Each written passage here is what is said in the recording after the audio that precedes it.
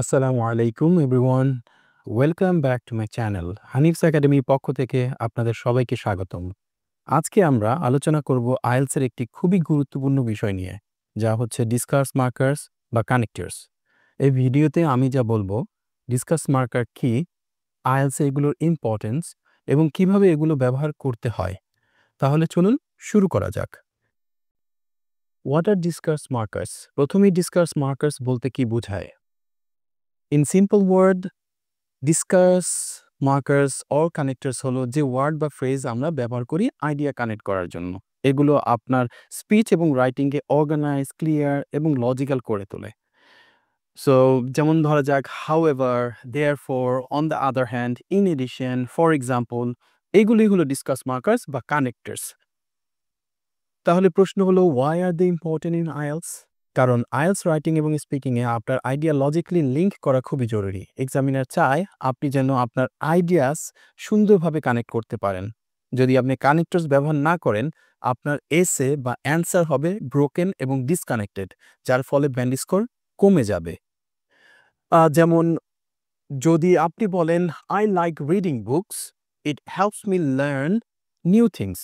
এই বাক্যটি খুবই সিম্পল এবং খুবই বেসিক শোনাচ্ছে, কিন্তু যদি এর সাথে আপনি কানেক্টের ব্যবহার করেন, তাহলে দেখেন কি সুন্দর শোনায়। I like reading books because it helps me learn new things. এখন বাক্যটা ক্লিয়ার এবং লজিক্যালি কানেক্টেড হচ্ছে। Use of connectors categories. চলুন এখন দেখি কিভাবে আমরা কানেক্টরগুলো ব্যবহার করতে পারি আইএলটিএসে। আমি এখানে অল্প কিছু ক্যাটাগরি নিয়ে আলাপ করব। আপনাকে ডিটেলটা আমি পিডিএফ ফাইলে দিয়ে দিব এবং এই ভিডিওর শেষে আলাপ করব আপনি এটা কিভাবে ব্যবহার করবেন, যা দেখে আপনারা ইনডেপথ স্টাডি করতে পারবেন। অতএব ভিডিওটি না টেনে সম্পূর্ণ দেখার অনুরোধ রইল। To add information. সো যখন আপনি নতুন কোনো ইনফরমেশন যোগ করতে চাইবেন, কোনো সেন্টেন্সে একাধিক ইনফরমেশন যোগ করতে চাচ্ছেন, তখন আপনি moreover, in addition, furthermore এই ধরনের কানেক্টরসগুলো ব্যবহার করতে পারেন। Say for example, I love watching movies, moreover it is a good way to relax. So আপনি যখন দ্বিতীয় সেন্টেন্সটার সাথে একটা অ্যাডিং ইনফরমেশন দিচ্ছেন, একটা এডিশনাল ইনফরমেশন দিচ্ছেন, তখন আপনি একটা এডিশনাল ইনফরমেশন দেওয়ার জন্য একটা অতিরিক্ত কানেক্টর ব্যবহার করছেন, যেই কানেক্টরটা দ্বারা বোঝা যায় যে আপনি একটা অতিরিক্ত তথ্য প্রকাশ করতে চাচ্ছেন। সো এখানে যুক্তিযুক্তভাবে একটা আপনি কানেক্টরস ব্যবহার করতে পারছেন। তো সেন্টেন্সটা অনেক সুন্দর শোনাচ্ছে। চলুন পরবর্তী উদাহরণটা দেখা যাক। টু কানেক্ট আইডিয়াস, আপনার একাধিক আইডিয়াকে কানেক্ট করার জন্য আপনি যে ধরনের কানেক্টর ব্যবহার করতে পারেন, যেমন however, on the other hand, nevertheless. Example হিসেবে আমরা একটা সেন্টেন্স দেখি। I wanted to go out. However, it started raining. আমি বাইরে যেতে চাইছিলাম, কিন্তু বৃষ্টি তো শুরু হয়ে গেছে। আপনি কি করলেন? একটা এডিশনাল ইনফরমেশন দিলেন কিন্তু কন্ট্রাস্ট করলেন। সাধারণত এই ধরনের জিনিসগুলো however, on the other hand, nevertheless ২ টা সেন্টেন্সের মধ্যে না তফাৎ বোঝায়, কন্ট্রাস্ট বোঝায়। সো আপনি এই কানেক্টরটা ব্যবহার করে ২ টা সেন্টেন্সের মধ্যে একটা কন্ট্রাস্ট, আইডিয়ার কন্ট্রাস্ট আপনি ব্যবহার করছেন। সো যেটা খুব সুন্দরভাবে সেন্টেন্সটাকে পরিস্ফুটিত করেছে। সো পরবর্তী এক্সাম্পলটা আমরা দেখি। To give reason or result, আপনি কোনো রিজন দিতে চাইলে, কোনো কিছু রেজাল্ট দিতে চাইলে এই ধরনের কানেক্টর ব্যবহার করতে পারেন। Therefore, as a result, Das. For example, it was raining heavily, therefore we stayed at home. So আপনি দিতে পারেন কিভাবে আপনি রিজনটা দিচ্ছেন, কেন আপনি বাসায় রয়েছেন। সো এই রিজনটা প্রকাশ করতে আপনি দেয়ারফর ইউজ করতেছেন। সো আপনি এখানে অ্যাজ এ রেজাল্ট ইউজ করেন, দেয়ারফর ইউজ করেন, ডাজ ইউজ করেন, তাতে একটা রিজন অথবা রেজাল্ট প্রকাশ পায়। পরবর্তী এক্সাম্পলটা দেখি আমরা। টু গিভ এক্সাম্পলস, আপনি কোনো কিছু উদাহরণ দিতে চাইলেন। সো সেই ক্ষেত্রে আপনি ইউজ করতে পারেন ফর এক্সাম্পল, ফর ইনস্ট্যান্স। ঠিক আছে? সো এই ধরনের ওয়ার্ডগুলো আপনি ব্যবহার করে আপনি সেন্টেন্সটাকে আরো সুন্দর করতে পারেন। সেক্ষেত্রে for example, there are many beautiful places to visit. For example, Cox's Bazar is very popular. So এই ধরনের সেন্টেন্স ব্যবহার করে আপনি এক্সাম্পল ক্রিয়েট করতে পারেন। সো কানেক্টরস ব্যবহার করে সেন্টেন্সকে অনেক পরিস্ফুটিত করা যায়। পরবর্তী এক্সাম্পলটা আমরা দেখি। টু সিকোয়েন্স অর অর্গানাইজ, আপনি কোনো সেন্টেন্সকে অর্গানাইজ বা সিকোয়েন্স করতে চাইলে আপনি firstly, secondly, finally, in conclusion এই ধরনের কানেক্টরস ব্যবহার করতে পারেন। For example, firstly, education is important. Secondly, it builds a career. Finally, it develops society. So আপনি অনেকগুলো ধাপে, ধাপে যখন একাধিক ইনফরমেশন দিচ্ছেন, সেক্ষেত্রে আপনি সিকোয়েন্স এবং অর্গানাইজ করার জন্য আপনি সিকোয়েন্সিং কানেক্টর ব্যবহার করতেছেন। সো এক্ষেত্রে আপনার সেন্টেন্সগুলো আরো সুন্দর এবং অর্গানাইজ দেখাচ্ছে। So how to use them correctly, এখন প্রশ্ন আসে কিভাবে এগুলো ইউজ করতে হয়। রাইটিং এর ক্ষেত্রে প্যারাগ্রাফের শুরুতে মাঝখানে ডিসকাস মার্কার বসান, যেমন in addition, many people think. So আপনি তারপর ইনফরমেশনগুলো বললেন। সেক্ষেত্রে আপনি স্পিকিং এর ক্ষেত্রে আপনার উত্তর আরেকটু সুন্দর করতে বলুন, on the other hand I believe it is important to save money. So connectors গুলো হচ্ছে আপনাকে এডিশনাল ইনফরমেশন প্রদান করতে, সেন্টেন্সকে সাজাতে আপনাকে সাহায্য করে থাকে। তো সেক্ষেত্রে আপনি যদি নির্দিষ্ট করে কোনো কিছু এডিশনালি বলতে চান, কোনো কিছুর কজ দেখাতে চান, রিজন দেখাতে চান, সেক্ষেত্রে এই কানেক্টরস গুলো আপনি ব্যবহার করতে পারেন। সেটা স্পিকিং এ হোক আর রাইটিং এই হোক।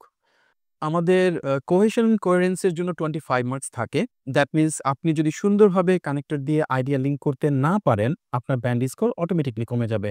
সো এদিক থেকে আমাদের অনেক, অনেক কেয়ারফুলি এবং ট্যাকলি এটাকে ট্যাকল করতে হবে যাতে আমাদের কোহেশন এন্ড কোহেরেন্স নষ্ট না হয়ে যায়। সো সেই ক্ষেত্রে দেখেন একটা বড় 25% মার্ক কিন্তু অনেক বড় একটা বিষয়। সো এই বিষয়গুলোর দিকে আমাদের খেয়াল রাখতে হবে।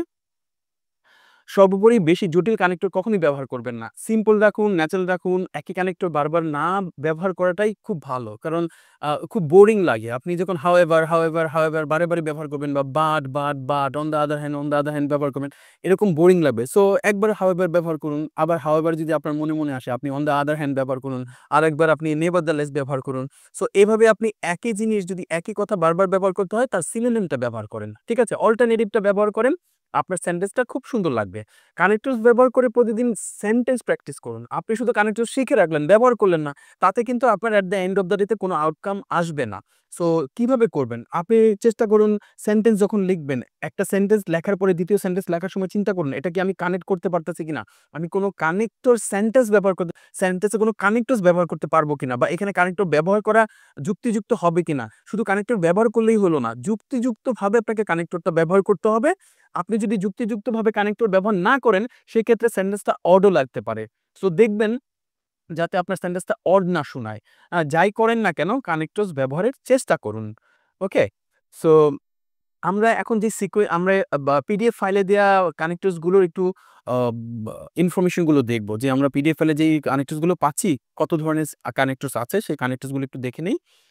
সে ফর এক্সাম্পল আপনি সিকোয়েন্সিং যখন করবেন, তখন এই ধরনের কানেক্টর গুলো ব্যবহার করুন। যেমন first, the first thing, first of all, firstly, the next one, the begin with, moving on to the next reason, secondly, thirdly, subsequently, on top of that, letter, after this, finally. তারপর adding information মানে আপনি একাধিক information দিচ্ছেন, একটা সম্পর্কে অতিরিক্ত information প্রদান করছেন। সেক্ষেত্রে আপনি লিখুন, "Another things that comes to my mind also and beside additionally another good example of this is another reason for this and one more thing." তারপর হতে পারে আপনি ইন্ডিকেটিং অপিনিয়ন, আপনার অপিনিয়ন দিতে চাচ্ছেন, সেক্ষেত্রে অ্যাটিটিউড দিতে চাচ্ছেন। সেক্ষেত্রে বলেন, "Unfortunately, however, actually, to be honest, definitely, essentially." তারপর হচ্ছে আপনি frankly, basically এই ধরনের আপনি কানেক্টরস গুলো ব্যবহার করতে পারেন। কম্পেয়ারিং এর ক্ষেত্রে লেখেন similarly, in the same way, equally, likewise, in a similar fashion. Contrasting মানে ২ টা জিনিসের মধ্যে আপনি তুলনা করতে চাচ্ছেন, কন্ট্রাস্ট করতে চাচ্ছেন। বলেন however, although, instead of, despite, তারপর হচ্ছে on the on one hand, on the other hand, in the opposite way, in contrast, whereas। তারপর হচ্ছে giving example এর সময় আপনি বলেন a great example of this is, for example, for instance, a personal example is, in other words, a striking example of this, a classic example is, a clear example of this can be seen such as illustrated by। Okay? So স্টলিংটা কি? স্টলিংটা হচ্ছে কোথাও গিয়ে আপনি থপ করে থেমে গেছেন। আপনি চিন্তা করতে পারছেন না এখন কি বলবেন। সো স্পিকিং এর ক্ষেত্রে স্টলিংটা অনেক কাজে দেয়। সো স্পিকিং এর ক্ষেত্রে আপনি যেমন একটা জিনিস চিন্তা করতে যাচ্ছেন, আপনি বললেন, "আচ্ছা আমাকে একটু চিন্তা করতে দেন তো, ভেবে দেখি।" এভাবে না বলে, "let me think about that." এভাবে বলে আপনি একটু থামেন। অথবা, "দ্যাটস এ ডিফিকাল্ট" অথবা, "দ্যাটস এ ইন্টারেস্টিং কোয়েশ্চেন" অথবা, "I haven't thought of that before." Well, actually, basically. So এই ধরনের জিনিসগুলো আপনার স্টলিং এ অনেক কাজে দেয়। যখন আপনি কোন কিছুতে আটকে যাবেন, তো স্টলিং এর এই কানেক্টরস গুলো ব্যবহারের চেষ্টা করুন। সো রেজাল্ট এর ক্ষেত্রে কোন কিছুর রেজাল্ট যদি থাকে, সেক্ষেত্রে আপনি বলেন, "as a result, because of this, therefore, consequently, so, then." Generalising করার মানে ওভারঅল একটা পিকচার দেওয়ার জন্য আপনি বলেন, "generally, broadly speaking, as a rule, on the whole." So এই ধরনের কানেক্টরস গুলো ব্যবহার করেন। সো কনক্লুশনে আমরা বলতে পারি, আমরা কি শিখলাম? হোয়াট আর ডিসকার্স, মার্কার্স ও connectors, why are they important in IELTS এবং কিভাবে এগুলো ইউজ করতে হয়। সো আমার পরামর্শ, প্রতিদিন কিছু সেন্টেন্স লিখুন বা বলুন কানেক্টরস দিয়ে। এতে আপনার রাইটিং এবং স্পিকিং দুটোই উন্নতি করবে। ভিডিওটি ভালো লেগে থাকলে লাইক, কমেন্ট, শেয়ার করে চ্যানেলটা সাবস্ক্রাইব করে আমাদের পাশেই থাকুন। Thanks for watching. See you in the next video. আল্লাহ হাফেজ।